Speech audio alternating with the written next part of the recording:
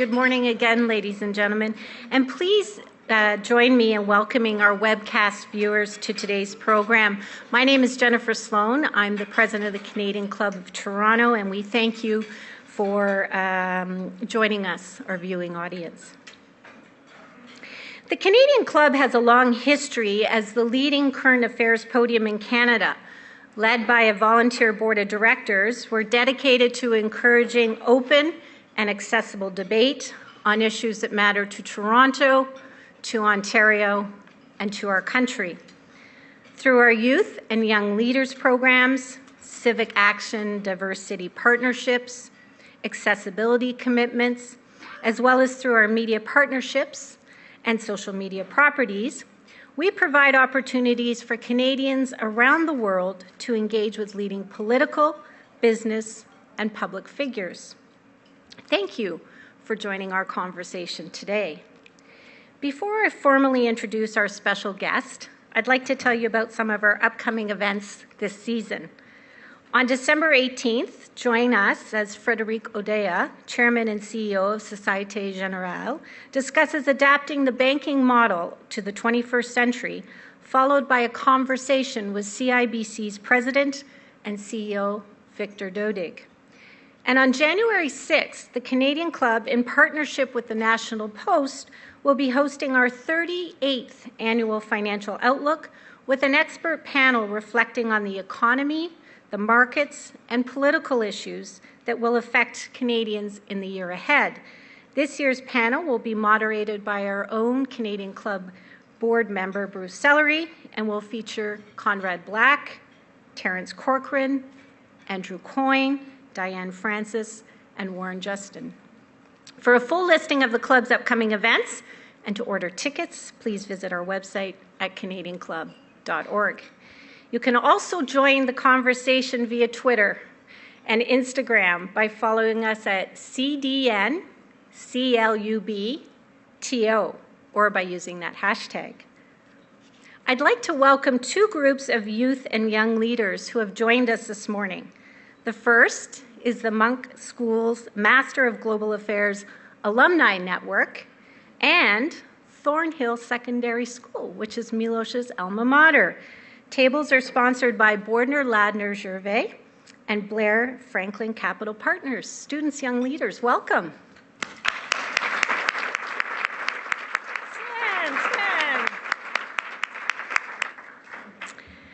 I'd also like to acknowledge two very special, important people in the audience today, Deshaun and Vesna Raonic, Milos's parents. It's an honor to have you both with us today. Thank you.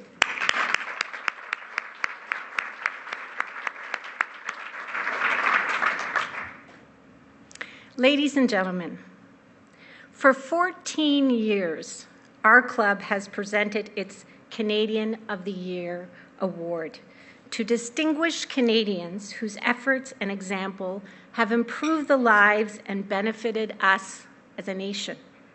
From entrepreneurs, business leaders, artists, philanthropists to high achievers, they have all made us proud. This year's Canadian of the Year is no different. Our podium is proud to recognize Canada's top-ranking professional tennis player, Milos Raonic. At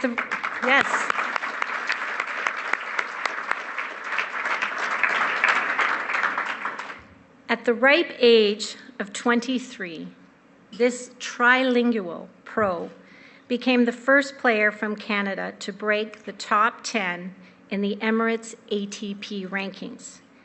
He has also won 6 ATP world titles. Now, from personal experience, I know that Milos can sometimes be on the wrong court.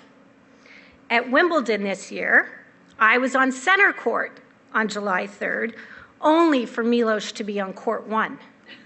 So not to be outdone, I commandeered a TV on the center court rooftop patio and got plenty of champagne to watch you win your spot in the semifinals by beating Nick Kyrgios in 4 sets.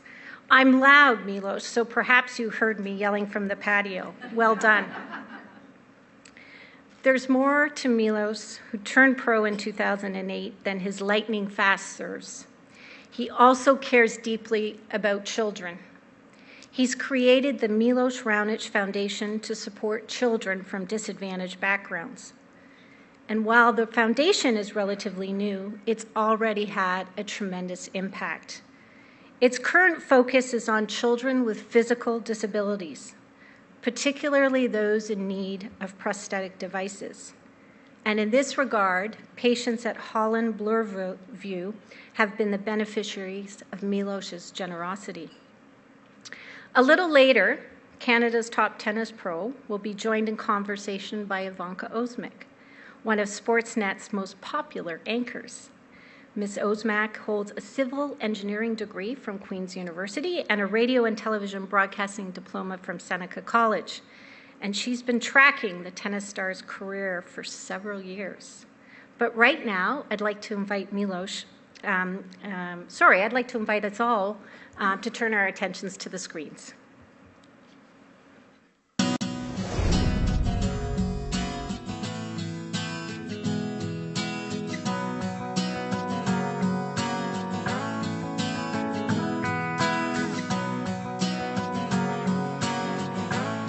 Two people that have always been the closest to me on a day-to-day basis, but never really involved themselves with the technical part of tennis, were my parents. The deal was you can play as much tennis as you want as long as you keep your academics like we expect. And it's really those people that I have around me still that maybe don't know everything about tennis, but know me well enough to help lead me and direct me, that make the difficult stages easier and that make the good moments even better.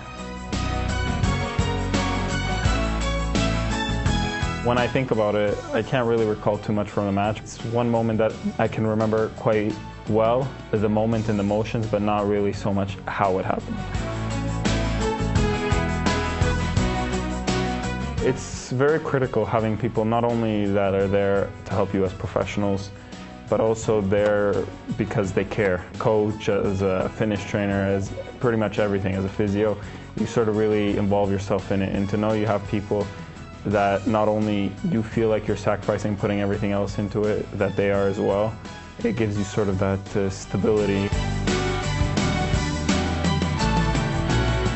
Breaking into the top 10 was a big goal for me.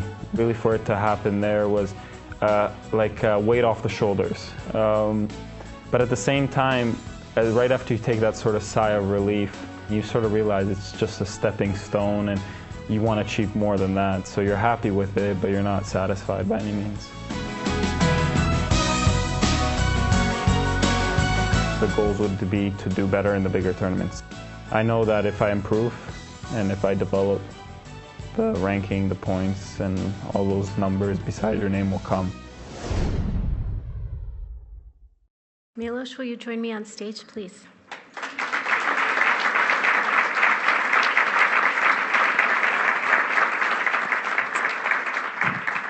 This award is something we at the Canadian Club of Toronto take very seriously. We subjected a list of well-qualified nominees to a rigorous selection process. And by the end of that process, we were left with the name of a Canadian who has, through his contribution and inspiring achievements, clearly made a positive, lasting impression on Canada and around the world. It gives me great pleasure to present the Canadian Club of Toronto's 2014 Canadian of the Year Award to Milos Raonic.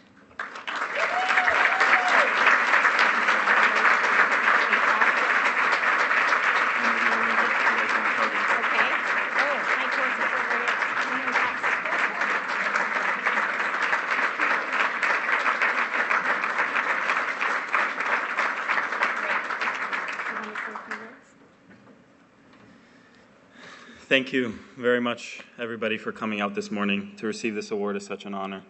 I would like to thank the Canadian Club of Toronto for going through a rigorous process and picking my name out.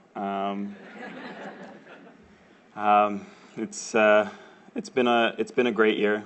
It's been a great few years playing at the top level of tennis. Really trying to make my mark, trying to keep always getting better, try to find new ways, and trying to reach my goals. This year, I was able to achieve a lot of goals that I set out for myself, which I hope that one day they just seem like stepping stones and I can achieve a lot more. I want to continue getting better. I want to continue doing better. I would like to thank Tennis Canada for helping me out rigorously for many years. I'd like to thank Preb Mwatsa and his family for being great supporters of me and helping me out in numerous ways, directly with my tennis, away from my tennis, and giving me that sort of vision on many things for my life during tennis and my life after. And most of all, people that are there every day. Every single phone call, I speak with them every single day. Some days it's 30 seconds, some days it's a few hours, but I'd like to thank my parents. They didn't drive me at 5 in the morning to tennis, then back to school, then back to tennis, then back to home, and sort of give me that possibility to do all this. I would never have 1/10 of the opportunities that I have nowadays, and I'm trying to really make the most of it. On the court, off the court, trying to make a difference, trying to help kids. And it's really special to be up here, but it's also special what I get to do every single day and how I get to participate in what I love the most and how I get to sort of touch as many people as I can. Thank you.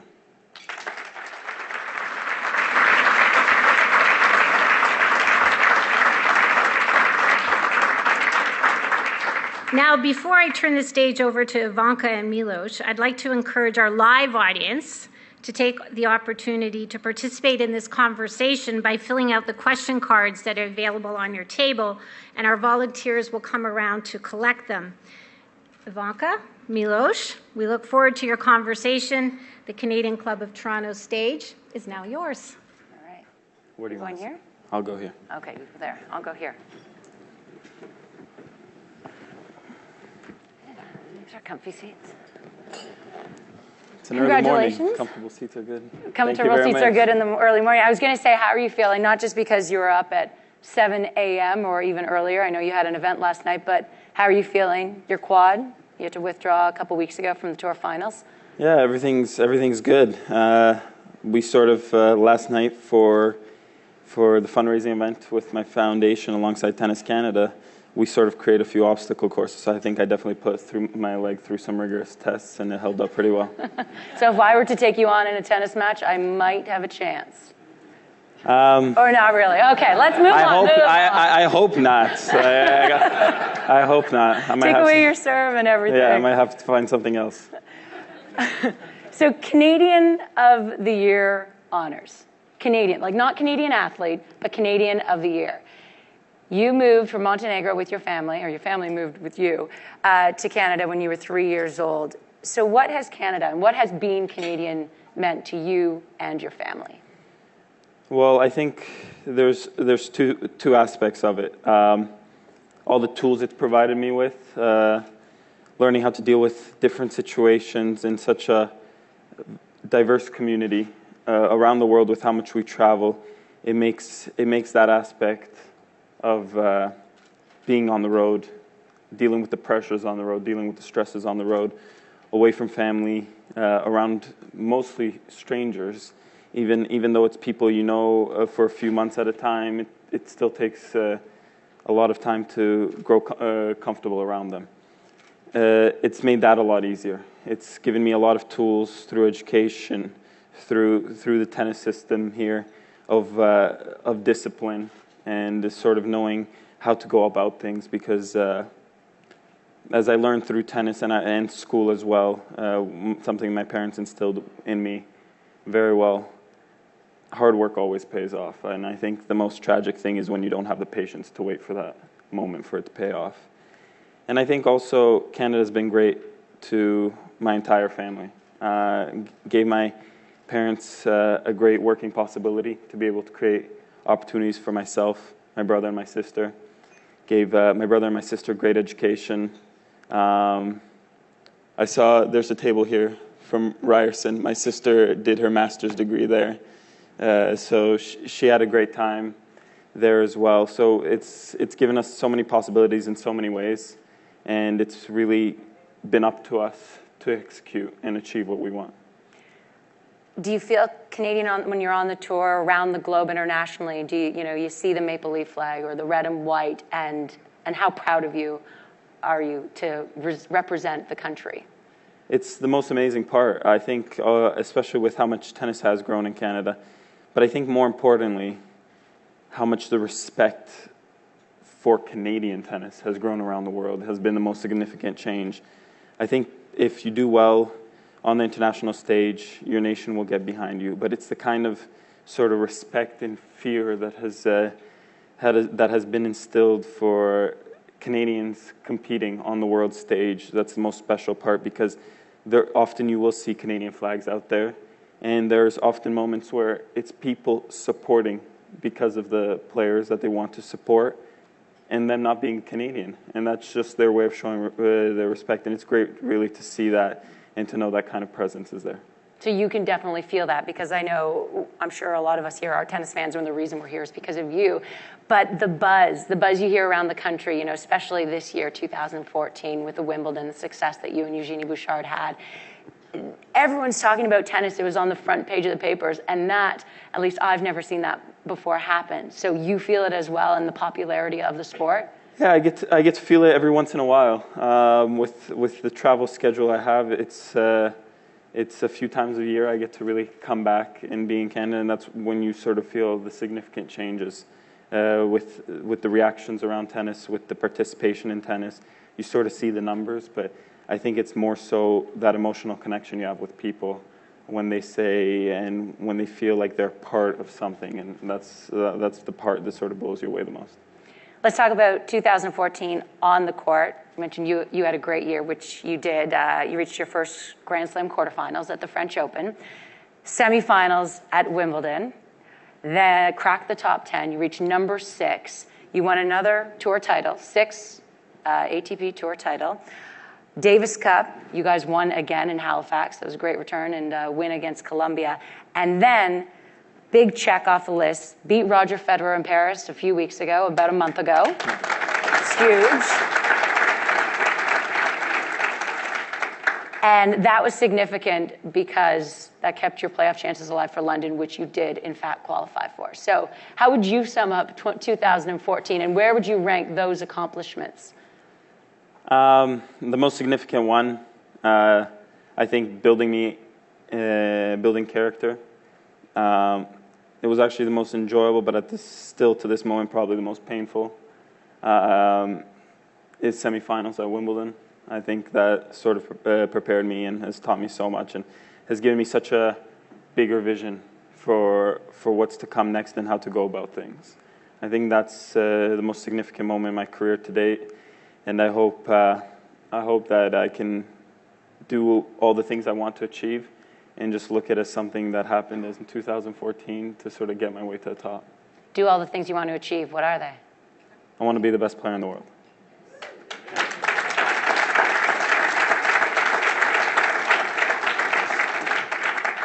How much does experience help? So now you've been to a quarterfinal, you've been to a semifinal, you're in the top 10. So how much does the experience and being there help moving forward? It's very hard to cheat on experience, I think, with anything in life. You have to go through your moments. You have to face the good things. You have to deal with the tough moments, and you have to build on from it. And you have to always just go out there and try to be better, deal with it better. And it's the same on the court. I have to have my moments. Some of them are going to be very difficult to accept. Some of them are very hard to stop enjoying. But everything has a purpose. It makes me a better tennis player. But I think more of all, it builds my character and makes me a better person. And I try to sort of reflect that in many ways off the court as much as I can as well on the court. So we have a question from the audience. What is the greatest challenge or failure you have faced on your road to success? The greatest challenge is myself, actually, most of the time.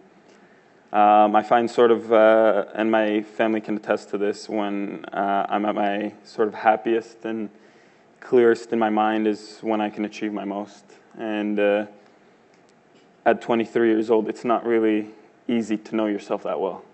So I think it's it tends to be myself that's most of the time my greatest challenge, making sure that I'm always getting better on the court, and also making sure that I'm happy with the way I approach things and the way I deal with things off the court, and trying to sort of make a positive change. I think that sort of gives you a lot more peace inside, and it gives you a lot more clarity on what it is you want to do and how to go about doing it.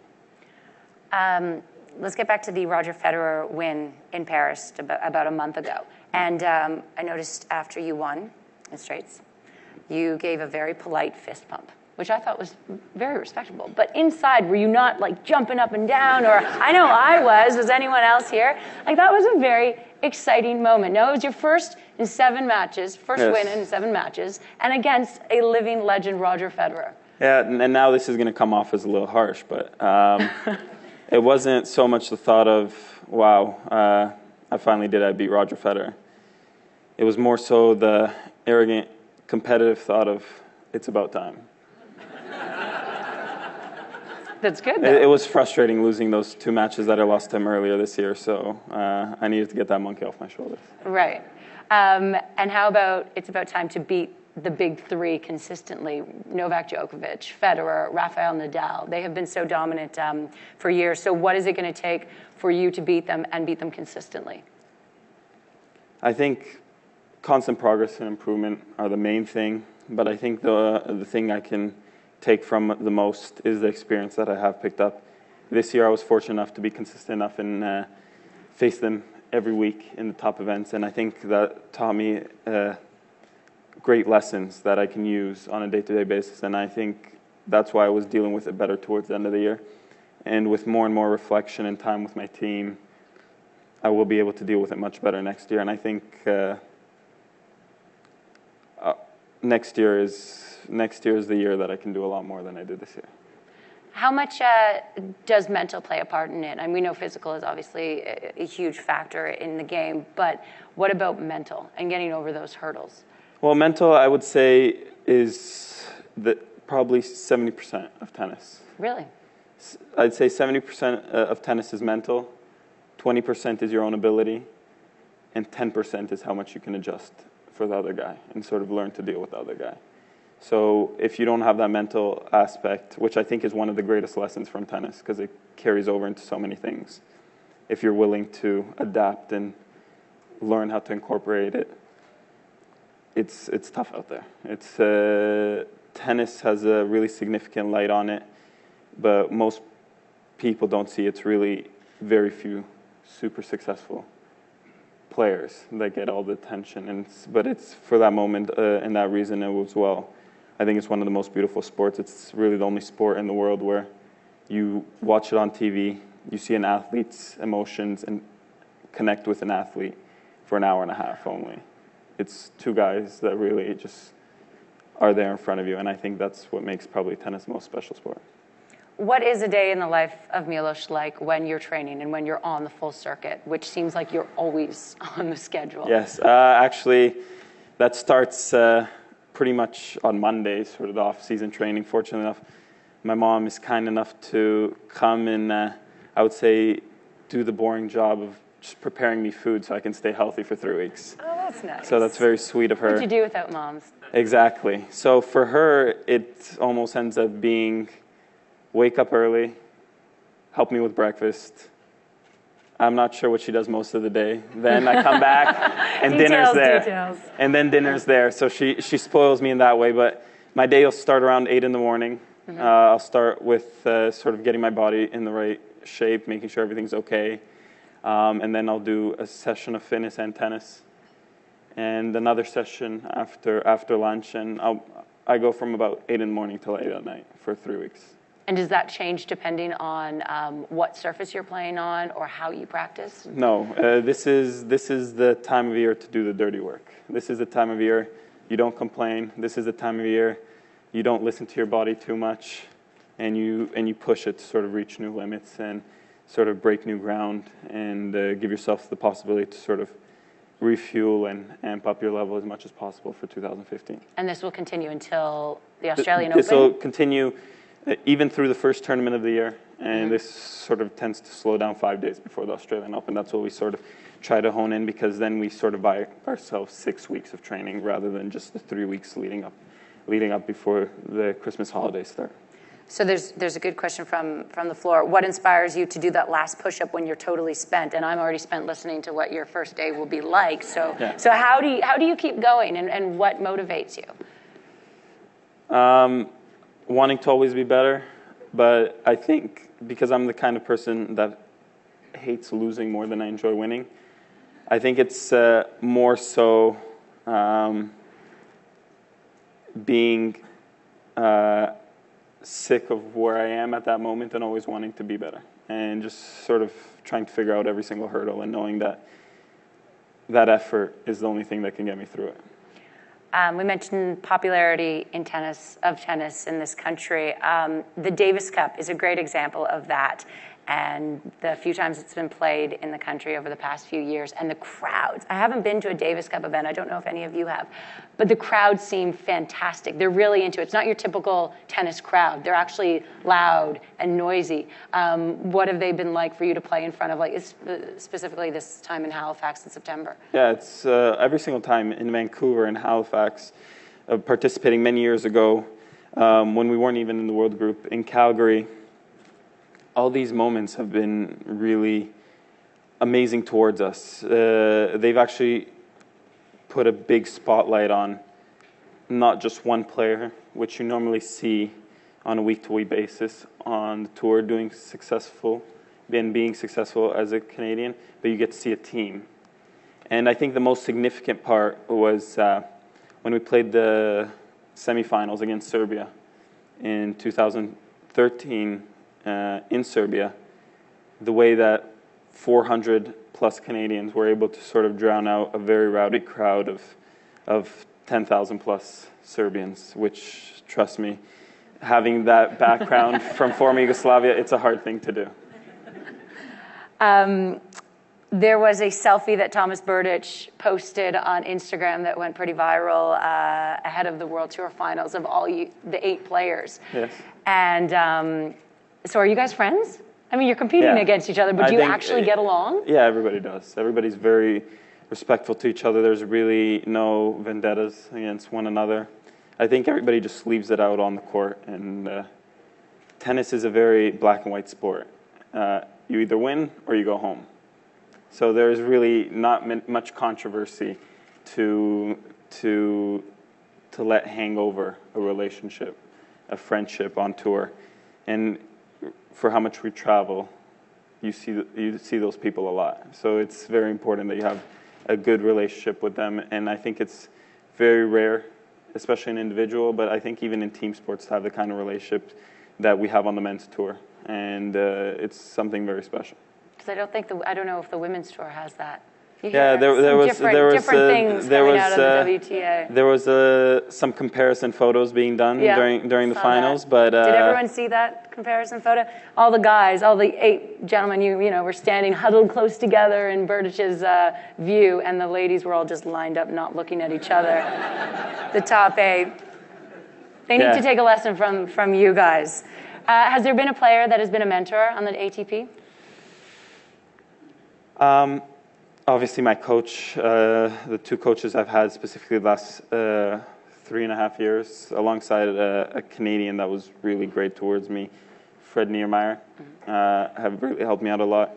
But I think probably the one person, maybe just because of some cultural and background similarities we have, of the way I was raised at home and so forth, Novak Djokovic has helped me out in many ways. And he's a face I see a lot, not just at tournaments, but actually I'll see a lot when I'm training and with my team in camp, and he's been great about those things.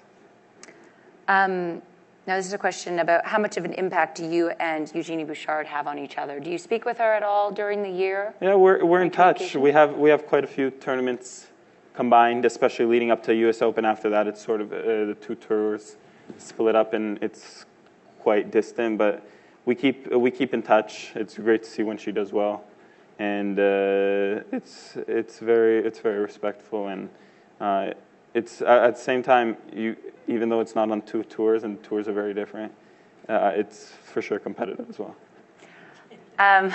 Okay, that's all the on-court. Let's talk about some off-court. And at 23 years old, you are the youngest on the ATP Tour that has a foundation, Milos Raonic Foundation.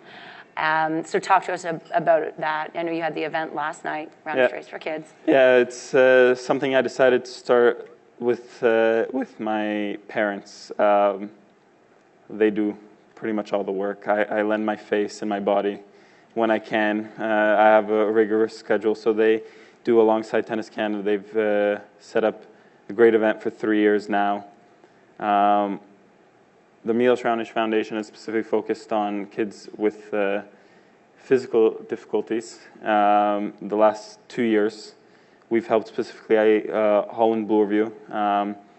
The first year, we opened an activity center for kids learning how to use their new prosthetic devices, making the adjustments easier. And also, we helped in research of a low-cost knee prosthetic for kids in third world countries. And this past year, we've really focused on creating an activation program for kids with prosthetic devices to be more active in a day-to-day community with kids that the community believed needed to be more active as well, get them outside of the house. And I think the most special part about the project we've worked on this past year is not only how it helps the kids in a physical way, but I think how it helps them socially, giving them that confidence around other kids and being active and making a difference. And we're really just trying to continuously help in that aspect. My goal always starting the foundation has been to grow it alongside my career. I know right now my time is very sort of limited in what I can really do and how I can allocate it to making a difference. But I want something to be there established for when I do finish my career that I can take more time and really put all the right attention into. Well, that's a big reason why you're being honored today for Canadian of the Year, because of the time you are devoting, even though you don't have a lot of time, as you said. You're only 23 years old. So why add this to your plate? Like, why was it so important to do something? I got hurt in 2011. I had to go through hip surgery. It was tough. I just broke through. I went from 150 in the world at the beginning of the year, and I was within the top 40 pretty quickly. So I had to go through a surgery, and I was spending 3 months doing the basic things of just relearning how to walk, and the mind goes all over the place at that moment. And it was really, that's probably the moment when I realized everything my parents did for me, that they made every ambition and every goal I wanted possible. And starting the foundation was really based on giving parents the possibilities to do the same for their kids and trying to remove any obstacles that could be in their way so that the kids have the option and the choice. If they want to achieve something, they can. Is worthy of You mentioned some downtime. I know you're a huge basketball fan. You were at the Raptors game the other night. It's a good time to be a Raptors fan. It is a very good time. Not so much 3-4 years. Yes. So would you be playing basketball if you weren't playing tennis?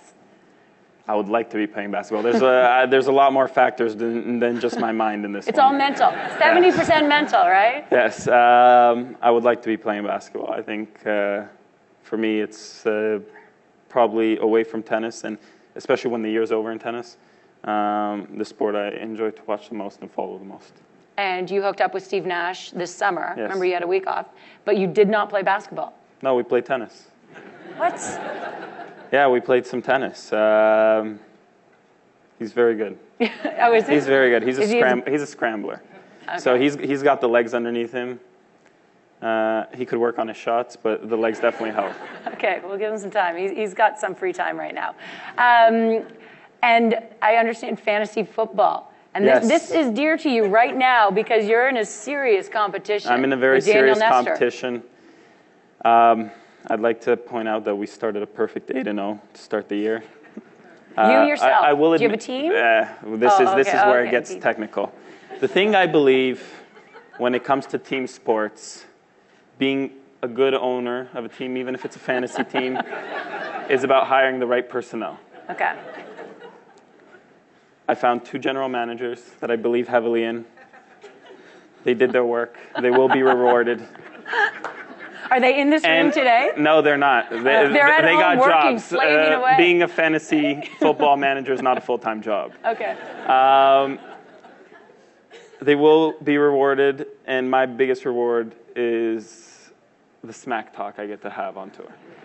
Over Daniel Nestor specifically, Many right? guys. There's many guys, but yes, Daniel specifically. Okay. Here's another question. How often did you play matches in high school? Every weekend. My dad mostly can attest to that. Friday nights, most of the tournaments would be out in St. Catharines. Friday nights, 4 o'clock, drive out to St. Catharines. Play one match, drive back at 11 at night. Most of the time I was sleeping in the car, so I'm sure he felt the 3-hour drives a lot more than I did. Early Saturday morning, head out St. Catharines, play 2 matches, come back Saturday night. Sunday was the exact same thing. And I would say we did this 3 weekends out of a month. And not once was it ever an issue. Not once did a tournament I wanted to compete in. My parents say, sorry, we can't do it this weekend. Every possibility and every single thing seemed very easy for them, even though I know it wasn't. And the one thing I can attest to the most, since we moved to Canada, not because the choices and the options haven't been there, but I don't think there's a single day that me or any member from my family has spent in Toronto or in other parts of Canada without them being there. They haven't taken a single vacation without us. They've always been around us, helping us every single day, and they continue to do so. And I'd say now they're probably more instrumental than ever. So they deserve part of this award yes. as well.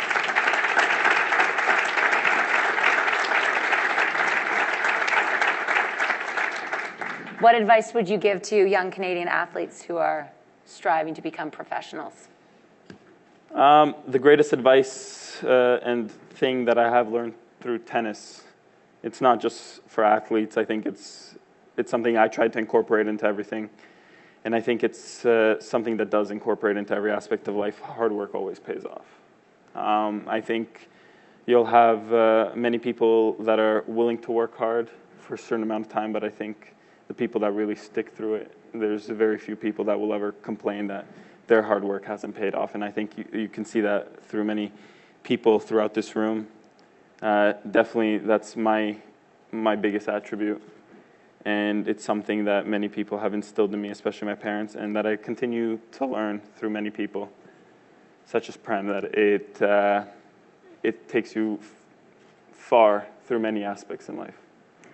So you're starting your new training for the 2015 season on Monday. Yes. What are the goals that you're setting? Can you tell us what they are for the 2015 year? There's no numbers set to it, everything, but I know we'll sit down with my team, but I definitely would like to be competing for a top 4 ranking for the end of next year. I think that would be the biggest goal, and I think I would like to definitely step up and give myself a possibility to win my first Grand Slam next year. That'd be exciting.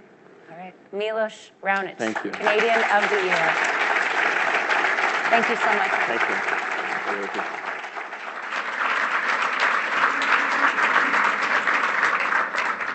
Good morning, everyone. My name is Gordon Rahman, and I'm the immediate past president of the Canadian Club of Toronto. And I'm sure you can all see why Milos Raonic is our choice for the 2014 Canadian of the Year.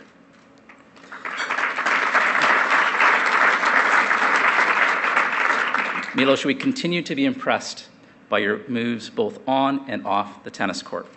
You have made millions of Canadians proud, not only because of your physical skill and ability, but because of your generous heart. You are a role model for young and old alike. Not only are you an athlete extraordinaire, but your commitment to improving the lives of disadvantaged children is admirable, particularly at such a young age. May your rankings continue to rise and the mission and vision of your foundation soar. And Ivanka, you know how to captivate and hold an audience on air and off. Thank you for joining us this morning. We really appreciate your skill in showing us Milos' story. Thank you both for an inspiring event.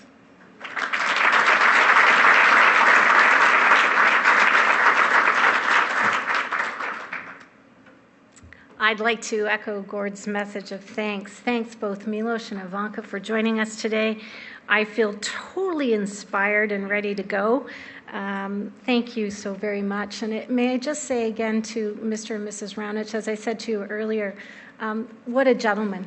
Not only is he a phenomenal athlete, but he's a class act and he's a real gentleman. And I think credit goes to you. So thank you. Thank you all.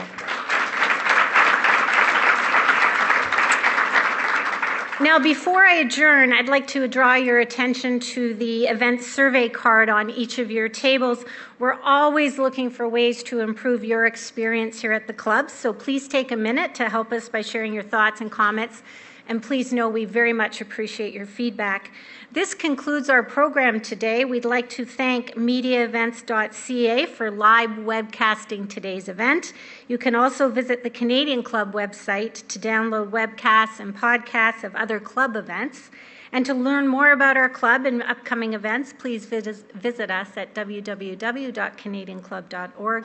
Thank you, everyone, for joining us this morning. Our meeting is now adjourned.